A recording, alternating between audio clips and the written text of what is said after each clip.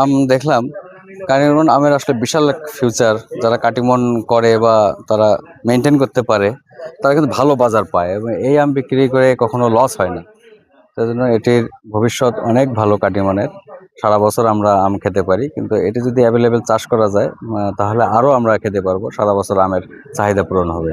আমাদের বিদেশ থেকে আম অনেক সময় আসে, এই কাটিমনের কারণে কিন্তু আমরা বিদেশ থেকে আনতে হয় না, আমরা লোকালি এটার চাহিদা পূরণ করতে পারছি। আমি বলবো বাংলাদেশে একটি সফল একটি জাত হচ্ছে কাটিমন থাই 12 মাসি, যেটি সেটি কৃষি সম্প্রসারণের মাধ্যমে এখন সারা বাংলাদেশে হচ্ছে। যে কি পরিমাণ ধরছে, মাত্রই আমগুলো কিন্তু ধরেছে, এখনো আটি এটার হয়নি। এগুলো পাকতে আরো 1.5 মাস 2 মাস লাগবে, তখন আমের বাজার ভালো। সারা বছর এইভাবে আম পাওয়া যায় কাটিমনের।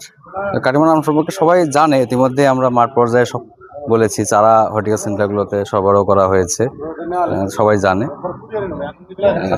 এবং বাসায় ছাদ বাগানেও কাটিমন খুব ভালো হয়, বাসার আঙ্গিনাতেও খুব ভালো হয়।